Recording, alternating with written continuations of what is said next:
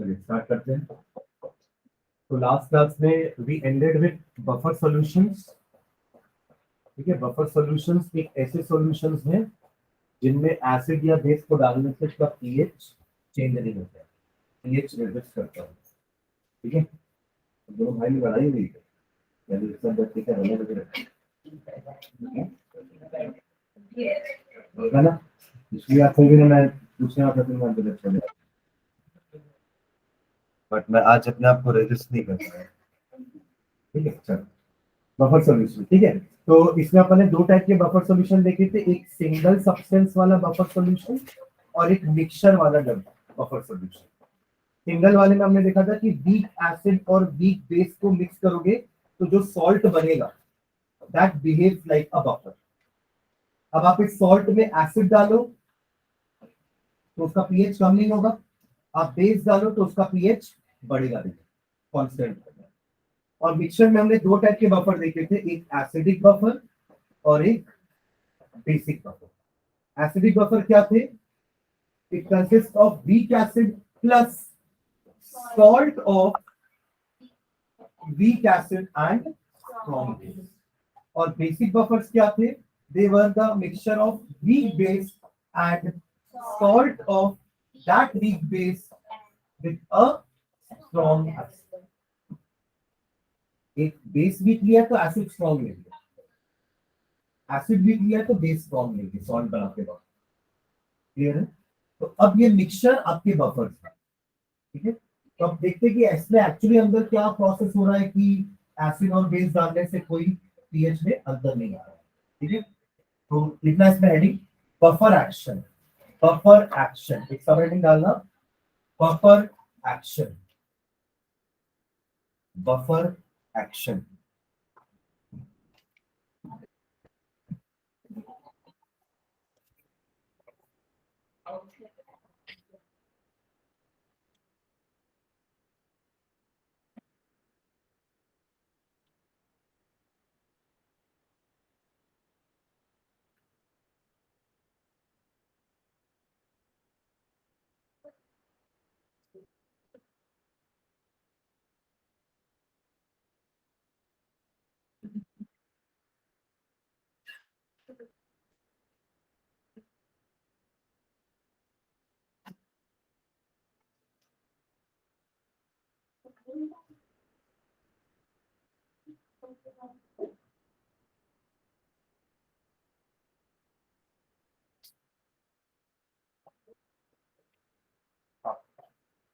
Heading क्या है?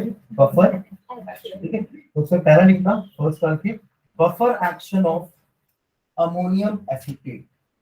Buffer action of ammonium acetate. पहले सिंगल सब्सटेंस वाले देखते हैं। अमोनियम एसीटेट क्या होगा? CH3COONH4। ये एक ऐसा सॉल्ट है जो कि बना हुआ है वीक एसिड और वीक बेस को मिला के। एसिड क्या है वीक वाला? CH3COOH plus NH4OH। जब आप ऐसा करोगे ना तो ये बनेगा सॉल्ट। ये सिंगल कंपाउंड वाला बफर है। ठीक है, तो क्या लिखे? Buffer action of ammonium acetate. इसमें आइफन डाल के लिखना ammonium acetate like all other salt, ammonium acetate like all other salt, ammonium acetate like all other salt is almost completely dissociated, is almost completely dissociated, is almost completely dissociated in its aqueous solutions, in its aqueous solution, in its aqueous solution, is almost completely dissociated in the aqueous solution. That is CH3COONH4 gives CH3COO negative plus NH4 positive. Almost completely dissociated into its ions. ठीक है, next line में लिखना thus in the solution thus in the solution, thus in the solution, thus in the solution, there is excess of, thus in the solution, there is excess of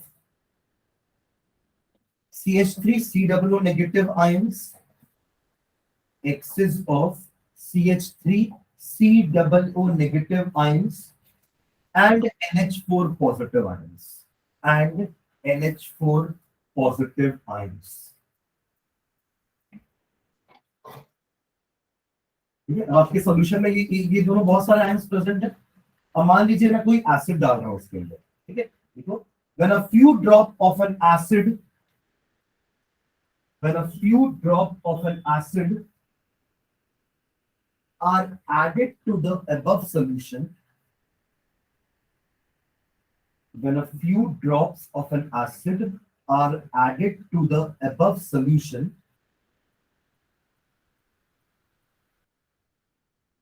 तो अपन HCl डाल रहे होंगे, तो HCl से आपका H3O positive and Cl negative बनेगा dissociate होने के बाद।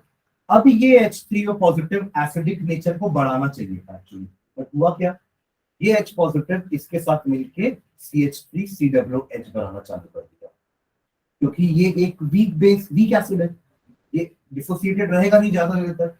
जैसे ही COO नेगेटिव ने H3O को देखा, वो उसका कंबाइन कर देगा, because it is a weak acid. तो जितना भी H3O पॉजिटिव डला ना, वो अल्टीमेटली इसके साथ कंबाइन करके एसिडिक एसिड बनाना चालू कर। तो H पॉजिटिव के डालने, मतलब HCl के डालने से H3O पॉजिटिव का कंसंट्रेशन एक्चुअली बढ़ा ही नहीं, इसलिए pH कम हुआ ही नहीं। समझ रहे हैं क्या बोल रहा हूँ? एक एसिड को डालोगे तो pH कम होना चाहिए, pH कम होने का मतलब मोर एसिड 1 2 3 4 ऐसा बढ़ता है ना, मतलब घटता है pH की वैल्यू बढ़ रही है, but concentration of H positive बढ़ रहा है। मैंने उसे भी बताया कि pH 1 वाला मोर एसिडिक होगा pH 3 वाले से, pH 3 वाला मोर एसिडिक होगा pH 5 वाले से। तो अगर मैं H3O पॉजिटिव डालूं तो उस सॉल्यूशन का pH कम होना चाहिए था, मतलब उसको एसिड की तरफ शिफ्ट होना चाहिए था, बट क्योंकि जितने भी H3O पॉजिटिव निकले वो आपके एसिटेट आयन के साथ मिक्स होकर एसिडिक एसिड बनाते गए। और ये हमें पता है कि ये तो वीक एसिड होता है, ये डिसोसिएट नहीं होगा, वीकली डिसोसिएटेड है। तो अल्टीमेटली इस H3O पॉजिटिव ने pH को डिस्टर्ब नहीं किया। ये तो एसिड की बात हुई। मान लो कोई मैंने बेस डाला होता NaOH, तो NaOH डिसोसिएट होकर Na पॉजिटिव और OH नेगेटिव बनता पूरा। तो मैंने यहाँ पे सिंगल एरो लगाया, यहाँ पे मैंने डबल साइडेड एरो नहीं लगाया, राइट, यहाँ भी नहीं लगाया। जैसे ही OH नेगेटिव आया तो NH4 पॉजिटिव के साथ मिक्स होकर NH4OH बना लेगा। अगेन ये वीक बेस है तो ये डिसोसिएट नहीं होगा, तो OH नेगेटिव आया जरूर, बट वो आने के बाद तुरंत इसके साथ कंबाइन होकर NH4OH बना देगा। तो उससे बेसिक नेचर बढ़ा ही नहीं, pH की वैल्यू बढ़ी ही नहीं। समझ रहे? तो this is how a buffer works. Clear? तो लिखो इसके नीचे, यानी कि when a few drop of an acid are added to the above solution, the H3O positive ions, the H3O positive ions given by the acid, the H3O positive ion given by the acid combined with CH3 COO negative ions, combined with CH3 COO negative ions, combines with CH3 COO negative ions to form weakly ionized molecules of, to form weakly ionized molecules of, molecules of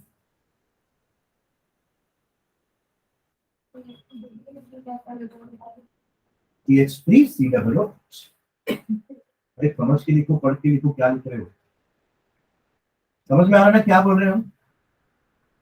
फिर से repeat कर रहा हूं, ये आपका एक buffer है, single compound वाला बफर, वो अपने आयंस में डिसोसिएट हुआ, एसिटेट आयन है ना, अमोनियम आयन, सॉल्ट है, कंप्लीटली डिसोसिएट हो जाएगा। नाउ बहुत सारे एसिटेट आयन आपके सॉल्यूशन में पड़े हैं और बहुत सारे NH4 पॉजिटिव आयंस भी आपके सॉल्यूशन में है।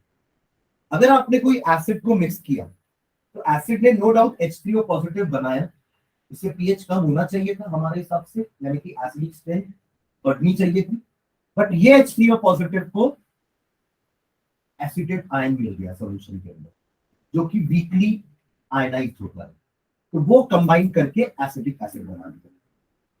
समझ रहे हैं? तभी तो इसको वीक एसिड बोलते हैं, क्योंकि ये अपने आयंस के फॉर्म में रह ही नहीं पाता है। अगर आयंस की फॉर्म में रहता तब अपन एसिडिक नेचर बोलते। देखो एसिड एसिड तभी है जब वो H पॉजिटिव लिबरेट करके सॉल्यूशन में रहे। HCl की बोतल में HCl नहीं है, HCl की बोतल में H पॉजिटिव और Cl नेगेटिव। समझ रहे हैं मैं क्या बोल रहा हूँ? इसलिए वो एसिडिक है। अगर वो सारे HCl के फॉर्म में ही रहते ना बॉटल के अंदर, तो वो एसिडिक बिहेवियर शो नहीं करते। The acidic behaviour is all because of this ion, और ये तो इसको रहने ही नहीं दे रहा है ना आयन की फॉर्म में। इसने इसको दिया, इसने इससे कंबाइन करके ये बना लिया। अब ये तो वीकली आयनाइज होता है, तो ये H पॉजिटिव कहां से बना है? समझ गया ना? तो इसके ऐड करने से कोई फर्क ही नहीं पड़ा पीएच में। Same is the case with base also. आपने बेस डाला, OH नेगेटिव आयंस बढ़े, नो डाउट, बट जितने अमोनियम आयन बने थे उन्होंने इसको ट्रैप करके NH4OH बना दिया। अगेन ये एक NH4OH एक वीक बेस है which is weakly ionized, तो OH नेगेटिव आयंस एक्चुअली बड़े ही, बड़े जरूर थे, बट उनको इन्होंने पकड़ के मॉलिक्यूल बना दिया। समझ रहे? HCl हमेशा इसी फॉर्म में रहेगा, बट एसिटिक एसिड हमेशा इस फॉर्म में रहेगा, ना कि अपने आयंस के फॉर्म में। तभी वो वीक एसिड है और ये वीक बेस। ठीक है, क्या लिखे लास्ट लाइन? CH3 तो रिएक्शन लिख लो।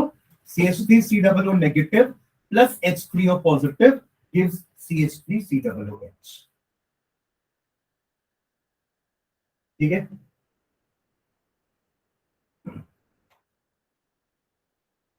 बेस के साथ साथ भी सेम होगा, तो एक बेस का भी लिख लेते हैं। जब पहले एक लाइन और हो गया याद रख सकता है ना, ये CH3COOH।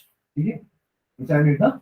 does does does H3O positive ion concentration, does H3O positive ions concentration does not change practically, does not change practically, does not change practically,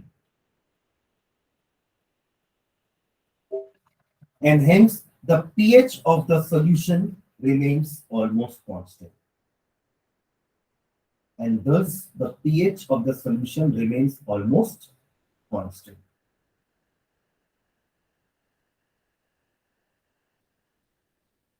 ठीक है, next line में similarly when a few drops of a base, similarly when a few drops of a base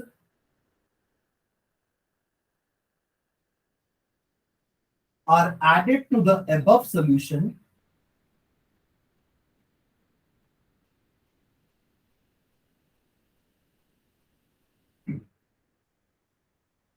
अब ऊपर जो अपन acid क्यों लिखे उसके जैसा इस पर क्या नहीं बनेगा? ऊपर क्या लिखे थे अपन? when a few drops of an acid are added to the above solution, the H3O positive given by the acid combined with CH3COO negative ion. तो यहाँ क्या होगा? The OH negative ion given by the base combines with the NH4 positive ion to form weakly ionized molecules of NH4OH. Complete.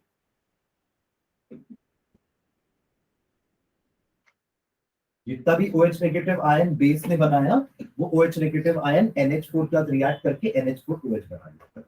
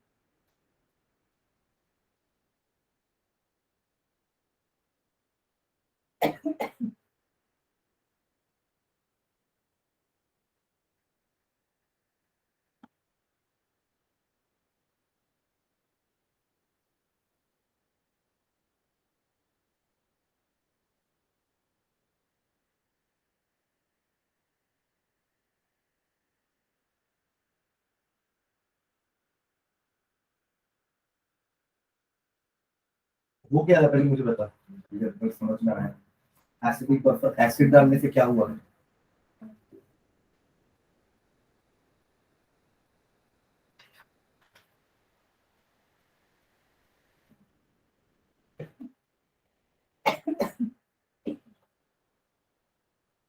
ठीक है, acid डालने से क्या हुआ था?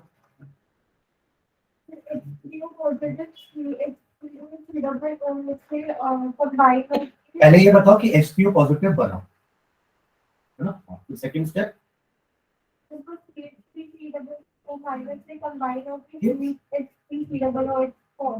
जो कि weekly ionised, right?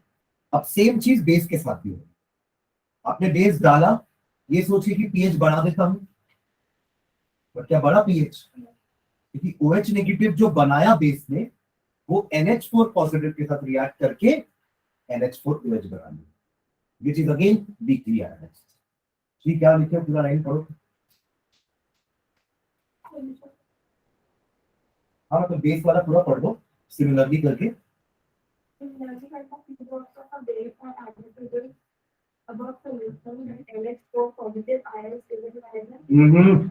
OH negative, base OH negative देगा ना, the OH negative ions, continue, base NH4 positive ions, NH4 OH positive बोलना होगा, NH4OH तो कंपाउंड है, positive ions to form NH4OH। ठीक है, रिपीट करूंगी? ठीक है, पक्का? Yes. Similarly, when a few drops of base is added to the above solution, the OH negative given by the base combined with NH4 positive to form weakly ionized NH4OH। जितना भी इस base ने OH बनाया, वो OH negative NH4 के साथ react करके NH4OH बना। तो OH एक्चुअली बचा नहीं, OH बचा नहीं तो पीएच बढ़ा नहीं। ठीक है, तो लास्ट लाइन ये रिएक्शन लिखिए। कौन सा रिएक्शन लिखिए? NH4 positive plus OH negative gives NH4OH। जैसा पहले पिछले बार लिखा था, CH3COO negative plus H positive gives CH3COOH। तो अब होगा NH4 positive plus OH negative gives NH4OH। तो last line, thus the OH negative ion concentration, thus the OH negative ion concentration remains same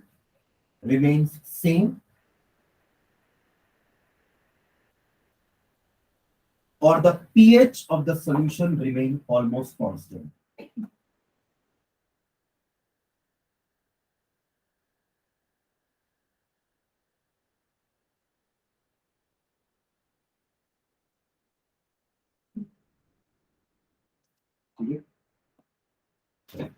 एक और इन दोनों में से किसी एक का एक्शन देखते हैं। हमने इसका एक्शन तो देख लिया, एग्जांपल में लिया था CH3COONH4।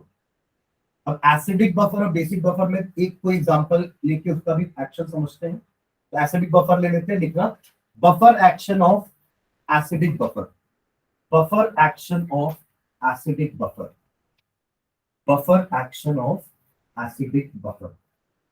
Again, I am defining acidic buffer क्या होते हैं? Acidic buffer are the mixture of two compounds. First compound is the weak acid, and another compound is the salt of that weak acid with a strong base. तो इसका एक example, अगर मैं weak acid लेता हूं, again CH3COOH, और उसका एक strong base NaOH ले लेते हैं। जब ये NaOH के साथ कंबाइन करेगा तो सॉल्ट क्या बनाएगा? CH3COONA। This mixture is called acidic buffer। इस मिक्सचर को हम क्या कह रहे हैं? Acidic buffer। A weak acid and its salt with a strong base। This Na comes from NaOH। Na कहां से आया है? NaOH से, जो कि एक strong base। तो लिखेंगे इसका एग्जांपल, ये एग्जांपल ले लो, एसिडिक बफर लिखो ना, हाइफन डाल के लिख दो CH3COOH प्लस CH3COONA। ये आपका एक एसिडिक बफर है।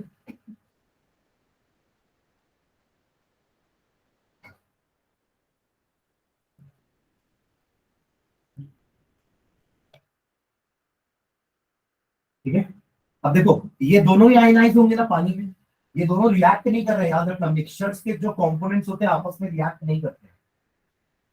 शक्कर और पानी बस घुलता है, और आसपास में भी ऐसा कुछ बताया था मैंने कि शक्कर पानी में बस घुलता है, that is sugar solution. Sugar पानी के साथ रिएक्ट करके कोई नया कंपाउंड नहीं बनाता, समझ रहे हैं? तभी तो वो कंपाउंड नहीं है, इट इज अ मिक्सचर। इसको हम सेपरेट आउट कर सकते हैं through physical means. In the same way ये एक अलग कंपाउंड है, ये अलग कंपाउंड है, दोनों को मिला के हमने मिक्सचर बना दिया है। अब ये अपना आयनाइजेशन अलग करेगा, ये अपना आयनाइजेशन अलग करेगा। इसका आयनाइजेशन कैसा होगा, क्योंकि ये तो वीकली वीक एसिड है ये, इसका हाँ, इसमें इक्विलिब्रियम साइन लगाएंगे अपन, right. CH3 COO negative plus H3O positive, H3O H positive same है ना, ठीक है। और इसका डिसोसिएशन कैसे होगा, कंप्लीटली सॉल्ट है ये, it will be completely dissociated into CH3 COO negative ion and Na positive ion, समझ रहे? ये तो दोनों का रिएक्शन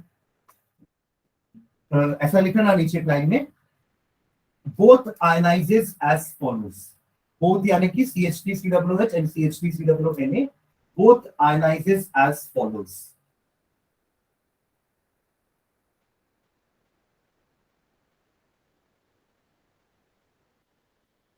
ठीक है,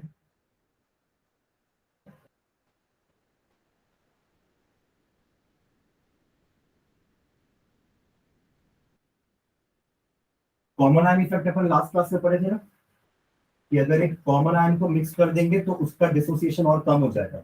आपको दिख रहा है, आपके कॉमन आयन है, आपने एसिटिक एसिड लिया, उसका डिसोसिएशन कराया, जो कि एक वीक एसिड है, डिसोसिएशन कम हो रहा था। आपने उसमें एक सॉल्ट ऐसा डाला जिसके पास एक कॉमन आयन था, एसिटेट आयन। एसिटेट आयन ऊपर नहीं है ना, इसमें भी है। इसने इसके डिसोसिएशन को और सप्रेस कर दिया, क्योंकि डी चैटले प्रिंसिपल के अकॉर्डिंग इसका आयन का कंसंट्रेशन बढ़ गया, तो ये इक्विलिब्रियम डिस्टर्ब होगा, और to reestablish it undo effect क्या होगा, CH3COO नेगेटिव कम होना चाहिए, तो ये दोनों फिर कंबाइन करके ये बनाते जाएंगे, यानी कि डिसोसिएशन हैज सप्रेस्ड। ये देखे थे अपन लास्ट क्लास में ना, वीक एसिड का डिसोसिएशन सप्रेस हो रहा था, वीक बेस का डिसोसिएशन सप्रेस हो रहा था, और सॉल्युबिलिटी की कम हो रही थी स्पैरिंगली सॉल्युबल सॉल्ट की, on adding a common ion. तो बड़ा पैराग्राफ लिखे थे ना डेफिनेशन का, एक कॉमन आयन को डालने से एक वीक एसिड का डिसोसिएशन और कम हो जाता है, एक वीक बेस का डिसोसिएशन और कम हो जाता है, और एक स्पैरिंगली सॉल्युबल सॉल्ट, मतलब जो पहले से ही कम सॉल्युबल था उसकी सॉल्युबिलिटी और कम हो जाती है, समझ रहे? तो यहाँ यही हो रहा है, कॉमन आयन के कारण इनका जो डिसोसिएशन है और कम हो गया, ठीक है। अब अगर इसमें मैंने एसिड डाला HCl अगेन, तो फिर वही होगा ना, इसका जो H पॉजिटिव आएगा वो CH3COO नेगेटिव कंबाइन करके CH3COOH बना देगा, जैसे पीछे हो रहा है। तो अगेन इसके H पॉजिटिव ने कोई इफेक्ट नहीं डाला पीएच में, समझ रहे हैं मैं क्या बोल रहा हूँ? ठीक है, तो लिखना नीचे, by common ion effect, by common ion effect, by common ion effect, the ionization of CH3COOH, by common ion effect, the ionization of CH3COOH is further suppressed, is further suppressed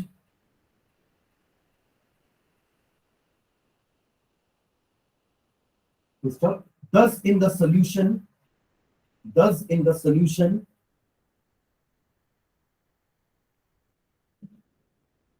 there are excess of acetate ions, क्योंकि ये तो completely dissociate हुआ है ना, CH3COONA तो completely dissociate हुआ है, there are excess of acetate ion CH3COO negative ions, ठीक है। अब अपन एसिड ऐड कराते हैं, ठीक है, नेक्स्ट लाइन में, when a few drops of an acid are added, पूरा सेम लाइन है जैसे नीचे लिखे हैं, एसिड के लिखे थे ना नीचे, सेम लाइन पूरा ऐसे लिख लो पूरा, रिएक्शन भी सेम।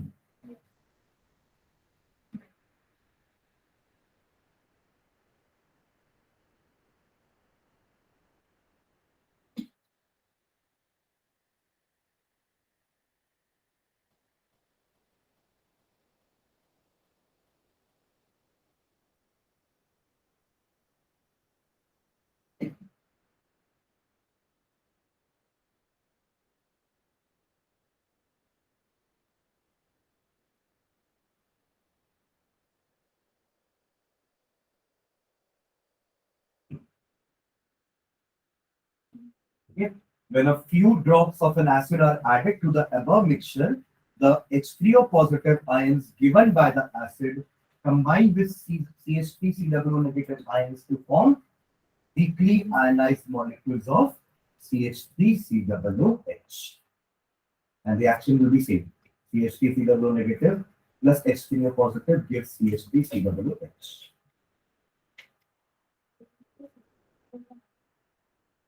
इसमें सिमिलर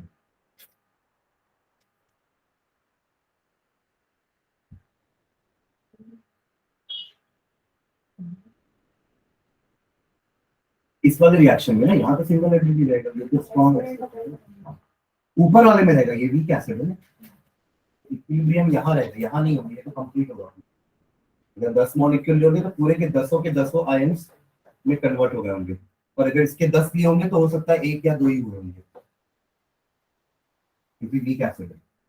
ठीक है, सेम चीज आपके OH नेगेटिव के साथ भी होगी। आपने जो OH नेगेटिव ऐड किया ना, वो इस H3O पॉजिटिव के साथ मिलकर वाटर बना देगा, तो उस OH नेगेटिव के कारण कोई pH में इंक्रीमेंट होगा नहीं।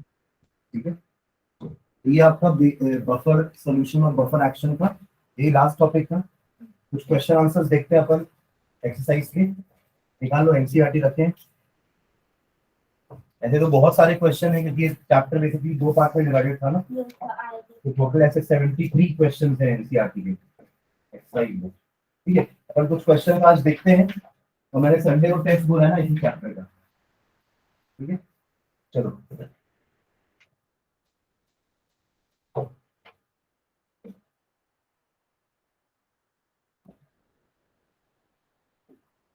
पढ़ो फर्स्ट क्वेश्चन एक बार।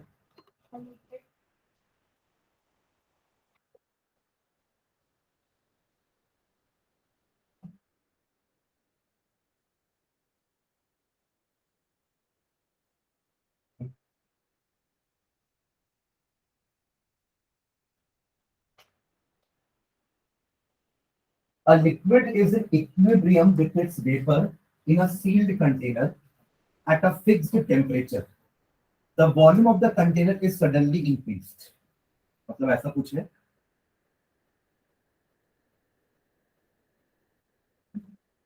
एक फिक्स एक सील्ड कंटेनर यहाँ से आपने सील कर दिया है ना, और इसके में यहाँ पे एक मैनोमीटर लगा हुआ है ताकि आप उसका प्रेशर मेजर कर सको, वेपर प्रेशर। मैं जब तक फिजिकल इक्विलिब्रियम पढ़ा रहा था तो अपन ये वाला डिस्कस किए थे कि गैस और लिक्विड के बीच में वेपर प्रेशर मतलब इक्विलिब्रियम स्टैब्लिश होगा।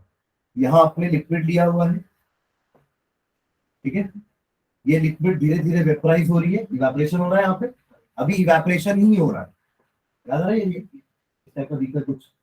फिर एक टाइम ऐसा आएगा जब यहाँ पे इतने सारे वेपर्स हो जाएंगे कि ये आपस में टकराएंगे, ये वॉल से टकराएंगे, और ये हो सकता है इस लिक्विड के सरफेस से भी टकराए, तो कंडेंसेशन भी स्टार्ट हो जाएगा।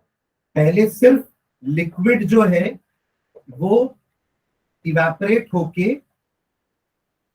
गैस या वेपर बोल लो, है ना, क्योंकि वेपर बोलते हैं, जब इवेपोरेशन के बाद जो बनता है उसको वेपर बोलते हैं। कभी अपन वाटर गैस नहीं बोलते, क्या बोलते हैं, वाटर वेपर। वेपर और गैस में फर्क होता है ना।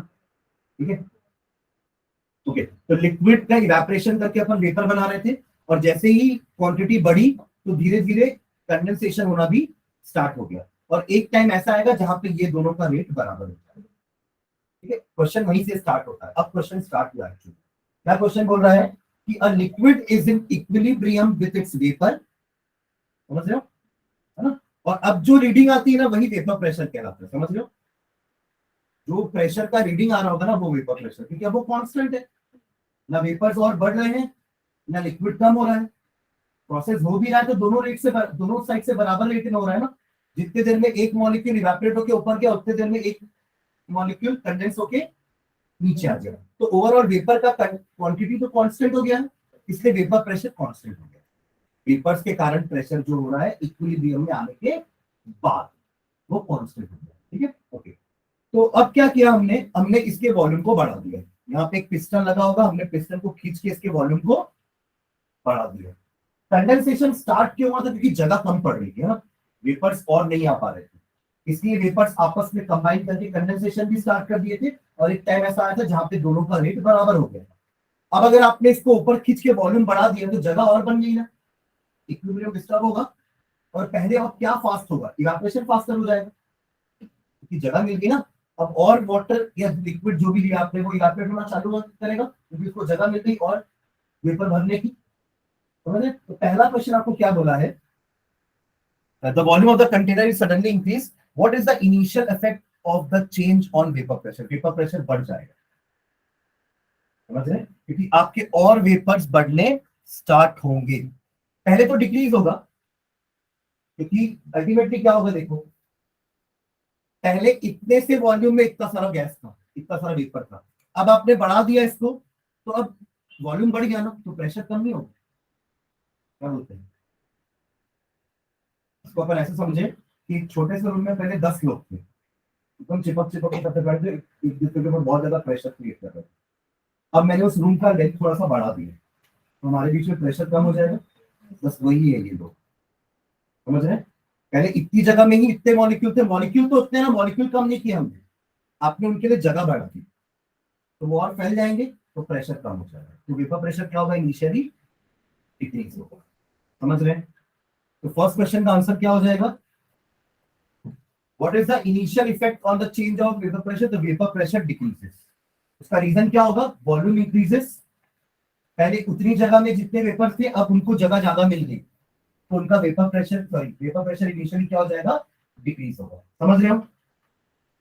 अब क्या होगा, धीरे से ध्यान देना है, अब क्या होगा, वॉल्यूम बढ़ गया, इवेपोरेशन का रेट बढ़ जाएगा, इक्विलिब्रियम डिस्टर्ब हुआ है ना, तो to reestablish the equilibrium evaporation faster होने लगेगा वापस से, फिर एक टाइम ऐसा आएगा जहां पे इवेपोरेशन कंडेंसेशन फिर से बराबर हो जाएंगे और अगेन आपका इक्विलिब्रियम रीस्टैब्लिश हो जाएगा। बट पहले इवेपोरेशन का रेट बढ़ेगा, क्यों बढ़ेगा, क्योंकि वेपर प्रेशर कम हुआ है, वेपर प्रेशर को बढ़ाना है ना, अनडू इफेक्ट, आपके वॉल्यूम इंक्रीज करने से वेपर प्रेशर कम हुआ, अब वेपर प्रेशर को बढ़ाना है ताकि इक्विलिब्रियम फिर से रीस्टैब्लिश हो जाए। वेपर प्रेशर कैसे बढ़ेगा, जब वेपर्स और बनेंगे, वेपर्स कब बने, जब इवेपोरेशन होगा। समझ रहे? क्योंकि अगला क्वेश्चन आपका यही है, पढ़ो next question, how do rates of evaporation and condensation change initially, evaporation का रेट बढ़ जाएगा, समझ रहे? कंडेंसेशन का रेट अभी कम हो जाएगा, फिर धीरे से इक्विलिब्रियम फिर से इस्टेब्लिश होगा तब दोनों के रेट फिर से बराबर हो जाएगा और वेपर प्रेशर अपनी पुरानी वैल्यू पे फिर आ जाएगा वापस। समझ रहे हो? पहले जब इतना था ना आपका कंटेनर, तब मान लो इसका vapour pressure for example 20 pascal था, आपने वॉल्यूम बढ़ाया, वेपर प्रेशर थोड़ी देर के लिए कम हुआ, इवेपोरेशन का रेट बढ़ा, वेपर प्रेशर फिर बढ़ेगा, फिर वापस 20 पास्कल में आ जाएगा, आपका इक्विलिब्रियम फिर से इस्टेब्लिश। थर्ड पार्ट क्या बोल रहा है, what happens when equilibrium is restored finally and what will be the final vapor pressure, final vapour pressure वही होगा जो शुरू में था, क्योंकि वेपर प्रेशर टेम्परेचर पे डिपेंड करता है, वॉल्यूम पे नहीं। इस पे डिपेंड करेगा वेपर प्रेशर, टेम्परेचर। हाँ, अगर आप टेम्परेचर बढ़ाओगे तो more and more vapours will come, तब वेपर प्रेशर बढ़ जाएगा। समझ रहे मैं क्या बोल रहा हूँ? ठीक है, तो ये क्वेश्चन समझ में आया सबको? ठीक है, इसका आंसर लिखना चाहोगे कि क्या करना है?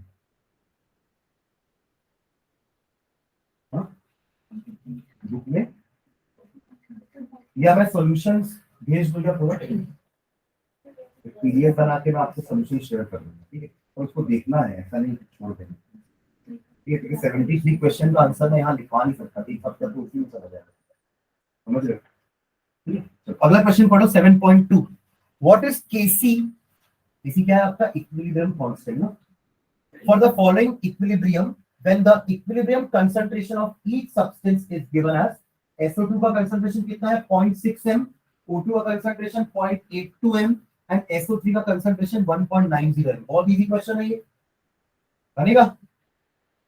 रिएक्शन क्या है, 2 करते जाओ, इसको तो कम से कम कर लो, 2SO2 plus O2 gives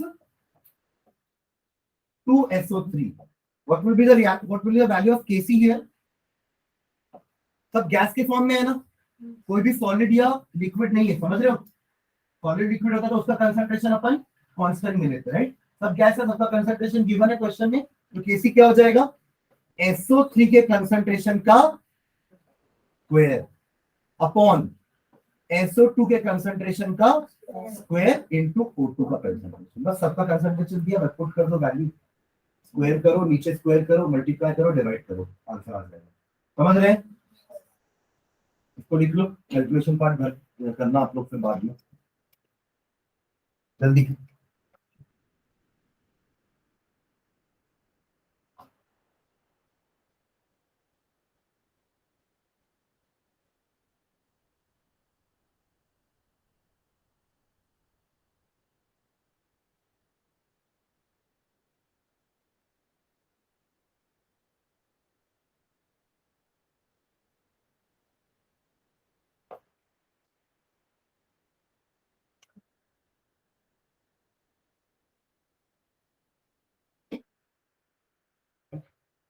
अगला क्वेश्चन 7.3, ये हो जाएगा ना कैलकुलेशन? 7.3 पढ़ो। At a certain temperature and total pressure of 10 to the power 5 Pascal, iodine vapor contains 40% by volume of I atom. और आपको इक्विलिब्रियम दिया है I2 gives 2R. Calculate Kp for the equilibrium. आपको Kp निकालना है। इस reaction का Kp क्या होगा? अगर मैं रिएक्शन की बात करूं, I2 gas gives 2I gas, यही है। What will be the value of Kp here? Kp क्या होगा? प्रेशर ऑफ I का स्क्वायर, याद है यार? कंसंट्रेशन नहीं लेंगे ना, प्रेशर दिया है, अपॉन प्रेशर ऑफ I2, बस यहाँ स्क्वायर नहीं लगेगा। समझ रहे हो? आपको इंडिविजुअल प्रेशर नहीं पता कि आयोडीन एटम का प्रेशर कितना और आयोडीन मॉलिक्यूल के कारण प्रेशर कितना। आपको टोटल प्रेशर दिया है 10 to the power 5 pascal. Imagine कर रहे हैं, सिचुएशन क्या है? ये एक बीकर है जिसके अंदर आयोडीन है, और ये आयोडीन जो है ये 2I में डिसोसिएट हो रहा है। मतलब अब बीकर के अंदर I भी है और बीकर के अंदर I2 भी है। समझ रहे हो? और दोनों ही गैस के फॉर्म में है, तो टकरा के प्रेशर दोनों ही क्रिएट कर रहे होंगे। मैनोमीटर में जो रीडिंग आ रही होगी वो 10 to the power 5 पास्कल दोनों की मिला के ही है। क्या बोलते हैं? मतलब क्लियर है सबको? अब एक हिंट क्या दिया है क्वेश्चन में कि उस बीकर के अंदर 40% आई के एटम है, मतलब 60% आयोडीन मॉलिक्यूल है, 40% आयोडीन एटम है।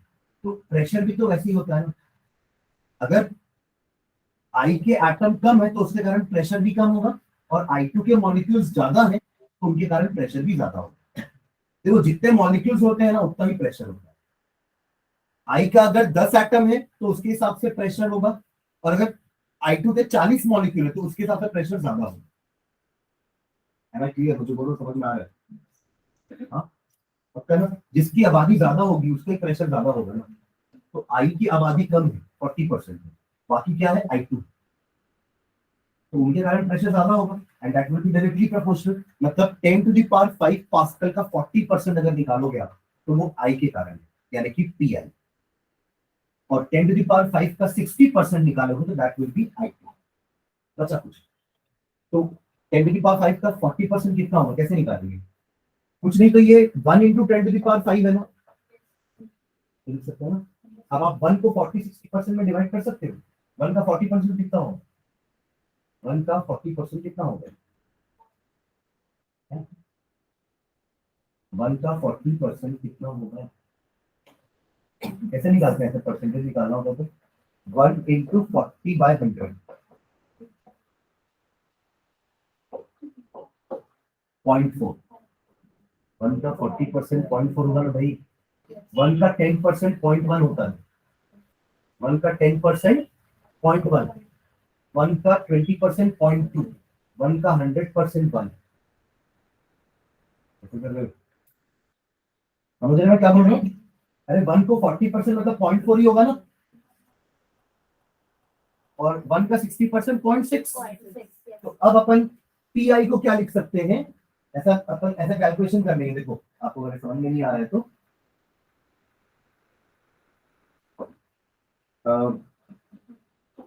PI is equals to 40% of 10 to the power 5, which is nothing but 0.4 into 10 to the power 5। ठीक है, 1 भी नहीं लिखा, क्लियर है? एंड PI2 कितना होगा? 60% ऑफ 10 to the power 5 बचा कुछ, which is nothing but 0.6 into 10 to the power 5. Add करने पे 1 आ जाएगा. 0.4 plus 0.6 is 1. ये आना चाहिए total pressure. Total pressure is the sum of pressure due to I2 and pressure due to I1. इनको हम पार्शियल प्रेशर बोलते हैं. क्या बोलते हैं? पार्शियल. क्यों बोल रहे कि ये अकेला का 10 to the power 5 नहीं है, इसका और इसका ऐड करने पे 10 to the power 5 आ रहा है, राइट? तो इसलिए उनके इंडिविजुअल प्रेशर्स को हम पार्शियल प्रेशर बोलते हैं. Am I clear? So these are partial pressures. 10 to the power 5 is the total pressure. निकल गई दोनों की वैल्यू. अब बस वहां ऊपर पुट करना. क्लियर है? यहाँ पे आ जाएगा आपका 0.4 इंटू 10 to the power 5 का स्क्वायर, और यहाँ आ जाएगा 0.6 इंटू 10 to the power 5. उसका कैलकुलेशन हो जाएगा. समझ रहे हैं? That will be the value of Kp.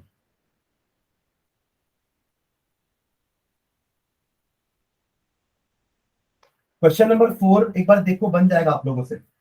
Kc का एक्सप्रेशन लिखना है सब में. अगर सारे गैस है, सारे एक्वस है, तो उनको इंक्लूड करना है. अगर जहां भी S लिखा है उसको कंसंट्रेशन को 1 ले लेना है.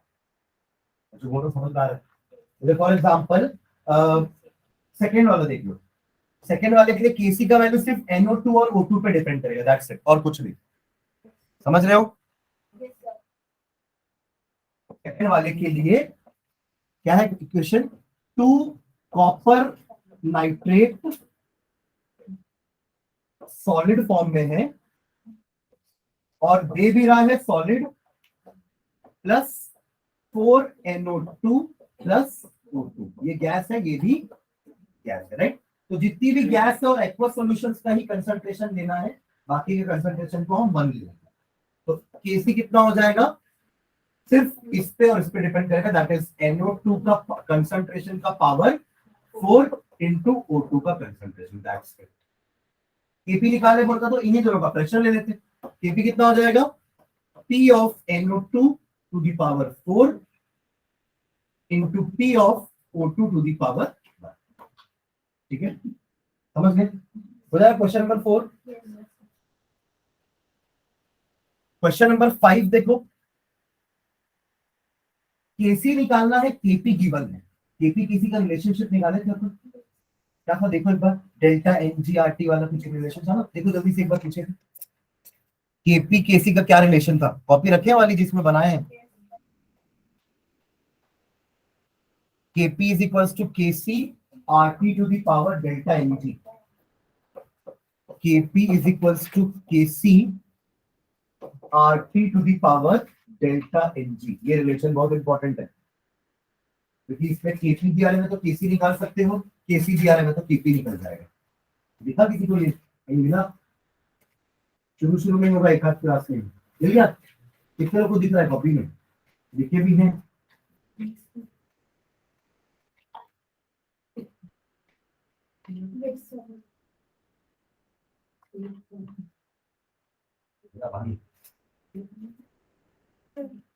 आप तो थर्मोडा न्यूज पे चले.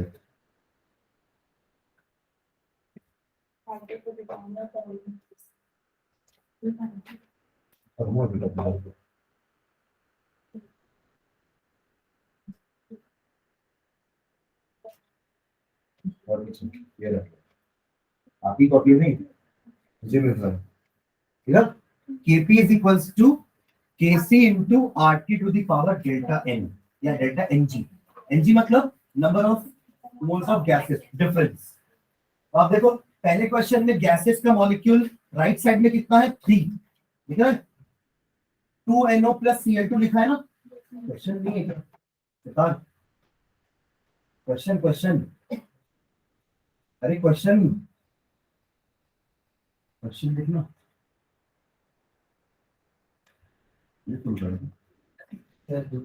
अरे तो क्वेश्चन तो बुक में ना बेटा. हाँ, अब फर्स्ट क्वेश्चन में देखो. फर्स्ट रिएक्शन राइट साइड में कितने गैस के मॉलिक्यूल है? 2NO plus 1 Cl2 ना, यानी कि 3. 2 plus 1 3, लेफ्ट में 2, तो 3 माइनस 2 कितना हुआ 1। डेल्टा एन का वैल्यू क्या है 1, डेल्टा एन जी का वैल्यू क्या है 1। जी कुछ अलग नहीं है ना, उसका सब्सक्रिप्ट है, वरना जी पूछे मतलब जी क्या है, जी मतलब गैस, गैस के मॉलिक्यूल्स का ही हमको डिफरेंस लेना है, समझ रहे हो क्या। अब जैसे सेकेंड में सॉलिड को छोड़ देंगे, सॉलिड के नंबर ऑफ मोल्स नहीं गिनने, सेकेंड के लिए डेल्टा एन का वैल्यू क्या होगा, सेकेंड के लिए डेल्टा एन का वैल्यू क्या होगा 1 माइनस 0 1। सॉलिड को नहीं लेना है, सिर्फ गैस के नंबर ऑफ मोल्स गिनने हैं प्रोडक्ट साइड में, नंबर ऑफ मोल्स गिनने हैं रिएक्टिव साइड में।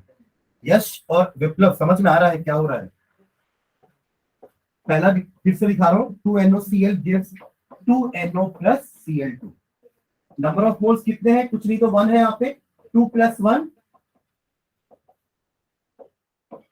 3, और यहाँ पे कितना है 2। ये सब गैस है ना, इसलिए इन्हीं के मोल्स बस काउंट कर रहा हूं मैं। तो डेल्टा एन क्या होता है, difference of these two, 3 minus 2 that is 1। अब नीचे रिएक्शन में कैल्शियम कार्बोनेट CaO और CO2 में ब्रेक हुआ, ये सॉलिड था, ये भी सॉलिड है, बस यही गैस है, इसका मॉलिक्यूल 1 है। तो डेल्टा एन कितना हो जाएगा 1 माइनस, यहाँ तो कुछ भी नहीं है 0 होगा, समझ गए। तो ये डेल्टा एन निकल गया, यही तो पावर में चढ़ा हुआ है ना RT के। आर द कांस्टेंट 8.314 वैल्यू ले लेना। T is temperature, temperature given है क्वेश्चन में, नहीं गिवन, गिवन है 500 केल्विन, है ना, दोनों का अलग अलग टेम्परेचर दिया, एक 500 केल्विन है और 1073 केल्विन है, ठीक है। तो निकल जाएगा ये किसी, अरे हाँ है ना, ये रिलेशन करके, ठीक है। तो क्वेश्चन नंबर डाल के बस ये रिलेशन लिख के छोड़, याद रहेगा कैसे बनेगा। Kc is equals, sorry, Kp is equals to Kc into RT to the power delta Mg, ठीक है। ये R का वैल्यू लिखना, R का वैल्यू जो अपन यहाँ यूज करेंगे वो लिख लो 0.0821, R का वैल्यू 0.0821 यूनिट लिखना है इसका, लीटर ATM पर केल्विन, लीटर ATM पर केल्विन, ठीक है। चलो आगे, नेक्स्ट क्वेश्चन नंबर 6 देखो। ये अपन ने पूरा कैरेक्टरिस्टिक लिखी है इक्विलिब्रियम कांस्टेंट की, क्वेश्चन नंबर 6 बन जाना चाहिए, देखो एक बार पढ़ो। For the following equilibrium Kc का वैल्यू दिया हुआ है, क्वेश्चन क्लियर है यहाँ पर, आपको नीचे रिएक्शन लिखा हुआ है ना, उसका Kc निकाल सकते हैं ना, बट वैल्यू दे दिया है पहले से, ठीक है। सारे गैस है ना, सबका कंसंट्रेशन का स्क्वायर या स्क्वायर तो नहीं करना पड़ेगा, सबका स्टोइकोमेट्रिक कोएफिशिएंट 1 है, तो Kc का वैल्यू क्या होगा, न्यूमरेटर में NO2 का कंसंट्रेशन इनटू O2 का कंसंट्रेशन डिवाइड बाय NO का कंसंट्रेशन इनटू O3 का कंसंट्रेशन। यहां तक क्लियर है सबको, हाँ ठीक है। Both the forward and reverse reaction in the equilibrium are elementary bimolecular reactions. What is Kc for the reverse reaction, reverse reaction के लिए Kc क्या हो जाएगा, रेसिप्रोकल। ये अपन लिखे सारी प्रॉपर्टी कि अगर आप मल्टीप्लाई करोगे हाफ से तो क्या होगा नया Kc, अगर आप डिवाइड कर दोगे हाफ, डिवाइड कर दोगे मल्टीप्लाई कर दोगे 2 से तो क्या होगा नया Kc, अगर आप रिएक्शन रिवर्स कर दोगे तो क्या होगा नया Kc, Kc का रेसिप्रोकल हो जाएगा। क्यों रेसिप्रोकल होगा, देखो एक बार, NO plus O2 gives NO2 plus O2, ये होती है ना, ठीक है। इसका Kc क्या होगा, NO2 का कंसंट्रेशन इंटू O2 का कंसंट्रेशन अपॉन NO का कंसंट्रेशन इंटू O3 का कंसंट्रेशन होगा ऐसा। रिवर्स रिएक्शन का मतलब क्या हो गया, NO2 plus O2 gives NO plus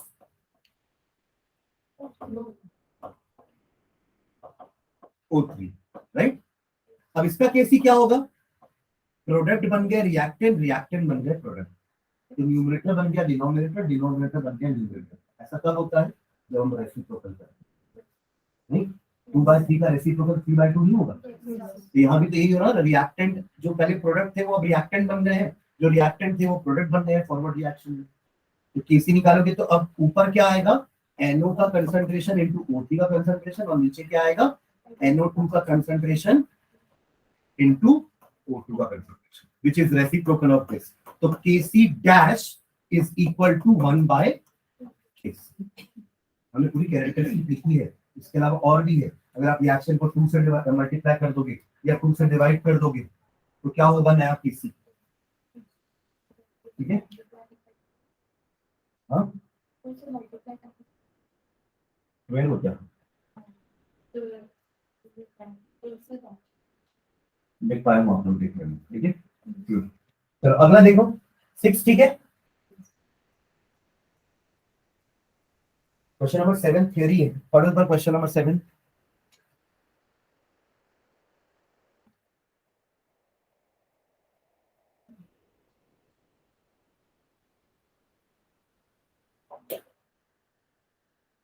मैंने बताया भी था इसका एग्जाम में, लिखा जरूर नहीं था, बट कंसंट्रेशन क्या होता है, मोल पर लीटर, और मोल क्या होता है, mass in gram upon molar mass into litre, यहां तक ठीक है। अब मास और वॉल्यूम, सॉरी मास एंड हाँ वॉल्यूम, ये क्या होता है, density. Density is equals to mass per unit volume, density upon M. अब सॉलिड की डेंसिटी भी कांस्टेंट होती है और सॉलिड का मॉलिक्यूलर मास भी कांस्टेंट होता है, तो कंसंट्रेशन भी कांस्टेंट, ठीक है। इसलिए हम प्योर सॉलिड या प्योर लिक्विड की कंसंट्रेशन क्या लेते हैं हमेशा, तो आपको बस यही टर्म समझाना है। इसको लिख लो, क्वेश्चन नंबर 7 करके लिखो। This is because this is because this is because molar concentration of a pure solid, molar concentration of pure solid or liquid is, molar concentration of pure solid or liquid is independent of the amount present, independent of the amount present, independent of the amount present। अब ये लिख लेना, molar concentration मोल पर litre होता है, मोल का मतलब होता है mass in gram upon molar मास, और मास अपॉन वॉल्यूम होता है आपका density. Both are constant, that is why concentration is constant.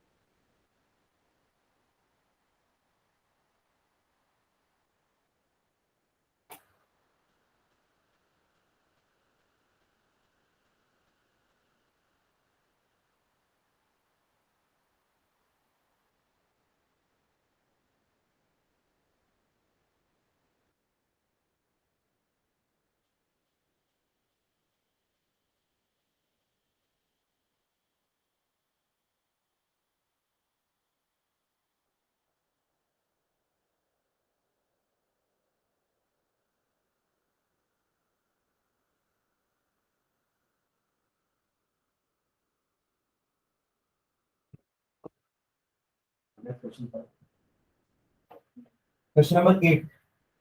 Reaction between N2 and O2 takes place as follows. क्या रिएक्शन है?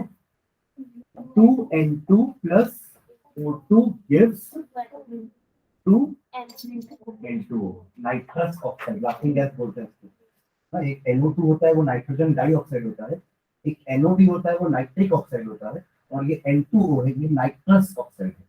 Nitrous oxide, nitric oxide, nitrogen dioxide, ऐसे nitrogen बहुत सारे oxide बनाता है ऑक्साइड के साथ, ठीक है। हाँ, तो ये रिएक्शन आपको दिया हुआ है, okay. If a mixture of 0.482 mole of N2 and 0.933 mole of O2 is placed in a 10 litre reaction vessel, मतलब डायरेक्टली मोलारिटी नहीं दी है दोनों की, बट मोलारिटी निकालने के लिए दोनों डेटा दे दिया। मोलारिटी क्या होती है, number of moles of solute upon volume of solution in litre, क्या बोलते हैं, ये होता है ना। तो आप नंबर ऑफ मोल्स निकाल सकते हो, मोलारिटी निकाल सकते हो N2 का। N2 के लिए मोलारिटी कैसे निकालोगे, number of moles upon volume. और गैस का वॉल्यूम क्या होता है, जो बीकर का वॉल्यूम है, जो वेसल का वॉल्यूम है, कितना है, 10 लीटर वेसल। तो नंबर ऑफ मोल्स कितने दिए N2 के, 0.482 upon 10। This is the 0 point कितना हो जाएगा, 0.0482 होगा। 10 से डिवाइड करेंगे तो ऐसे इसका भी निकाल लेते हैं, O2 का सेम फॉर्मूला तो सेम रहेगा ना, 0 पॉइंट कितना 933 अपॉन इसका भी वॉल्यूम 10 रहेगा क्योंकि दोनों गैस है, 0.09। समझ आए? ये इसका मोल पर लीटर, ये इसका मोल पर लीटर। समझ गए? देखो अभी हमने इस टाइप क्वेश्चन किया है जो पूछा है ना हमसे, बट फर्क इतना था कि क्वेश्चन में पहले से कंसंट्रेशन दी हुई है। हमको यहाँ पे कंसंट्रेशन डायरेक्टली नहीं दी है बट मोल्स पर लीटर दे दिया है, डिवाइड कर दो मोल पर लीटर आ जाएगा। समझ रहे? वरना अभी तक अपन जो क्वेश्चन है कि वो इक्विलिब्रियम लिखते थे, फिर जीरो जीरो लिखते थे, फिर माइनस करते थे, इतना बना ये इतना घटा, फिर केसी निकाल के दोनों को इक्वेट करके एक्स निकाल देते थे और फिर वैल्यूज पुट करके सबका कंसंट्रेशन निकाल दे। वही करना है, पूरा प्रोसेस पूरा वही है।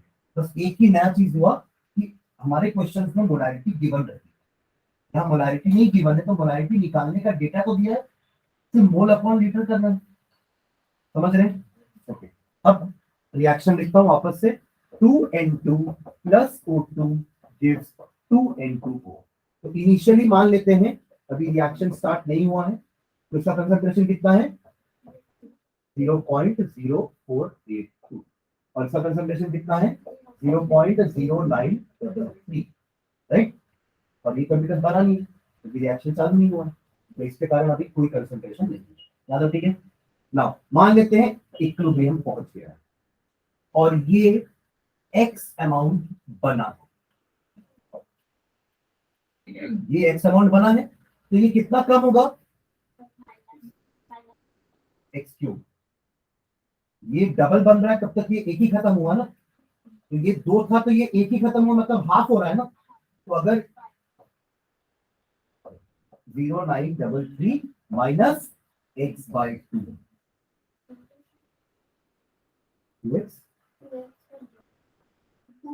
आप इसको 2x लोगे तो यहाँ x लेना पड़ेगा, मतलब वही है ना। जैसा आप बोल रहे हो वो भी करेक्ट है कि यहाँ से 2x बन रहा है तो फिर यहाँ 2x/2 से कम होना चाहिए, मतलब फिर x हो जाए। अगर आप इसको x ले रहे हो तो यहाँ x/2 और ये भी x, क्योंकि ये भी 2 है। और जो आप बोल रहे हो वो भी करेक्ट है, तब फिर यहाँ 2x आएगा, यहाँ x से कम होगा, यहाँ 2x से कम।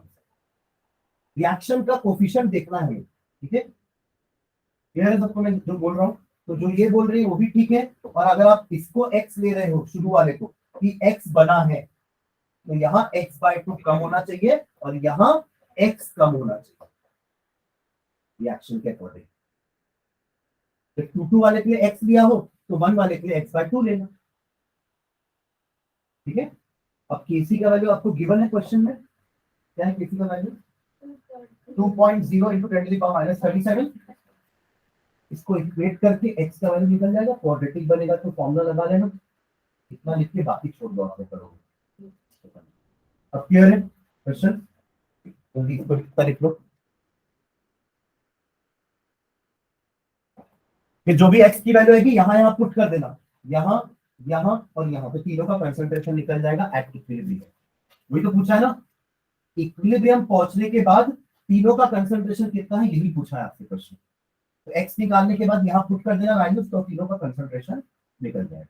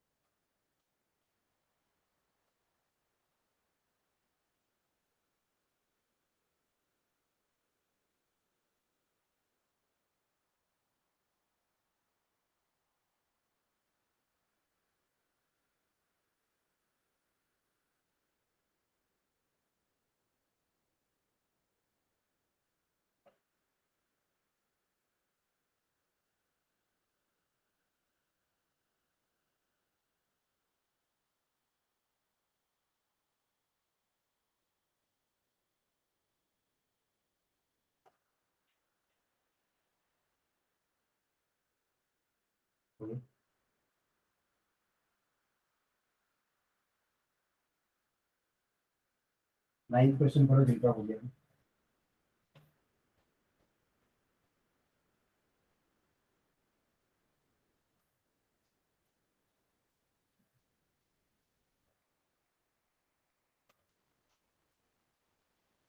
रिएक्शन है 2NO plus Br2 gives 2NO Br। सबके नाम लिखे कि नाइट्रिक नाइट्रिक ऑक्साइड है, इसके पहले वाला नाइट्रस ऑक्साइड है, ये नाइट्रिक ऑक्साइड है, ठीक है। Br2 का रिएक्ट कर रहा है और क्या बना रहा है, नाइट्रोसिल ब्रोमाइड, ठीक है। इनके इनिशियल मोल्स दिए हुए हैं कि जब इतना mole of NO reacts with इतना mole of Br2 at constant temperature, तो इतना mole of NOBr is obtained at equilibrium, ठीक है ना।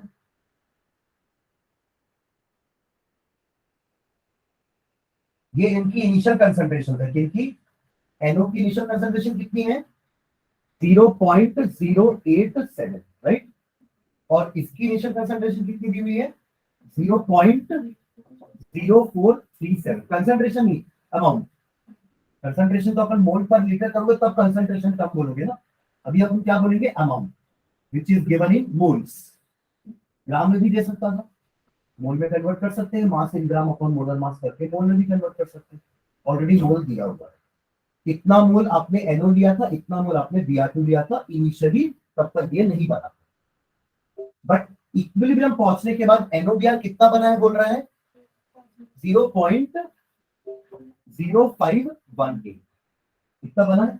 तो अब ये दोनों कितने बचे होंगे बता पाएंगे, x दिया है पहले से, ये तो x था ना अमाउंट। तो अब इसको किससे माइनस करोगे, कैसे माइनस करोगे, ये कितना बचा होगा यहाँ पे,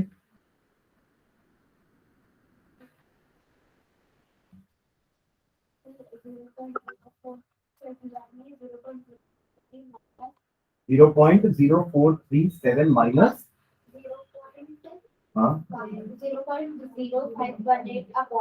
अपॉन 2, वेरी गुड। समझ में आ रहा है क्यों हुआ सर, यहाँ डबल था, यहाँ पे 1 है, इसलिए डिवाइड बाय 2 करके माइनस करेंगे, just like we did it here.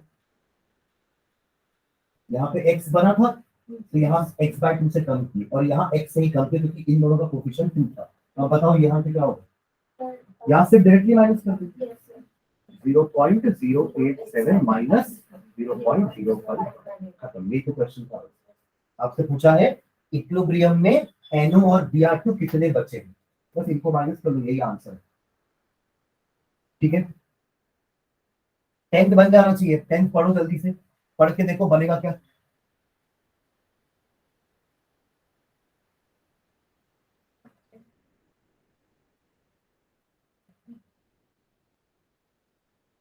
बनेगा,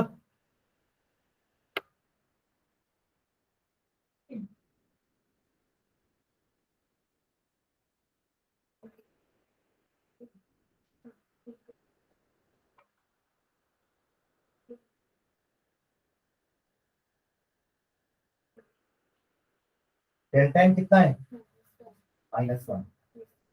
डेल्टा एन निकालोगे ना, केसी दिया है, केपी पूछा है ना, सॉरी केपी दिया है, केसी पूछा है, अगेन वही रिलेशनशिप यूज होगा, क्या बोलते हैं, है ना। डेल्टा एन निकल जाएगा, 2 SO3 के मॉलिक्यूल है, 2 SO2 का मॉलिक्यूल है और एक O2 का मॉलिक्यूल है, 2 - 3 -1। हमेशा प्रोडक्ट माइनस रिएक्टेंट ही करना है, number of moles of gas, 2 - 3 -1, delta N का value -1, RT to the power -1 और केसी मल्टीप्लाई कर देना, केपी निकल जाएगा। सॉरी, रिलेशनशिप तो याद है, ठीक है। 12th देखो, सॉरी 11th देखो, last question 11th। A sample of HI is placed in flask at a pressure of 0.2 atm. At equilibrium, the partial pressure of HI is 0.04. क्यों, क्योंकि HI डिसोसिएट होकर H2 और I2 बनाता जा रहा है, मतलब तभी अब उसका इक्विलिब्रियम प्रेशर कितना बचा है, 0.04, है ना। तो आपसे पूछा है व्हाट इज केपी, केपी निकालने के लिए आपको H2 और I2 का भी तो प्रेशर चाहिए ना। रिएक्शन क्या है देखो, 2HI gives H2 plus I2। इसका इनिशियल प्रेशर कितना दिया हुआ है? 0.2, है ना? तब तक ये नहीं है, इनका प्रेशर 0 है, ये बने नहीं है। और इक्विलिब्रियम पे क्या बोला है? At equilibrium the partial pressure, अब पार्शियल क्यों बोल रहा है HI? पहले HI अकेला था तो पूरा प्रेशर HI के कारण ही था, और अब रिएक्शन होने के बाद इसके प्रेशर को क्या नाम दे दिया गया? पार्शियल, क्योंकि अभी इन दोनों भी तो बन गए ना, तो टोटल बीकर का प्रेशर तीनों का एडिशन होगा, ना कि अकेले सिर्फ HI का। तो अब इसका पार्शियल प्रेशर कितना बोला है? Partial pressure is 0.04 ATM। कितने से कम हुआ ये? जितने से ये कम हुआ है उनके आधे रेट से ये दोनों बढ़ेंगे। कितना कम हुआ ये? 0.2 माइनस अगर 0.04 करूं, क्या आएगा आंसर? बताओ जल्दी से। 0.2 माइनस 0.04 कितना आएगा? 0.16 आएगा। ये इसका टोटल डिक्रीमेंट हुआ, बट इनका इंक्रीमेंट इनके आधा है ना। जितने देर में 2 HI टूट रहे हैं ना, उतने देर में एक ही बन रहे हैं। तो अगर इसका प्रेशर 1 ATM से कम हो रहा होगा तो इनका प्रेशर 0.5 ATM से ही बढ़ेगा। एक एग्जांपल बता रहा हूँ, अगर इसका प्रेशर 1 ATM से कम हुआ होगा तो इनका प्रेशर 0.5 से ही बढ़ेगा अकॉर्डिंग टू रिएक्शन। तो ये जो टोटल प्रेशर ये जो आया है आपका, ये क्या होगा? इन दोनों में डिवाइड हो जाएगा। 0.16 अपॉन 2, 0.16 अपॉन 2, तो कितना आएगा? 0.08 अपॉन 0। निकल गया दोनों का इक्विलिब्रियम प्रेशर। अब Kp निकालना है तो क्या करेंगे? Kp is equals to 0.08 into 0.08 upon 0.04 का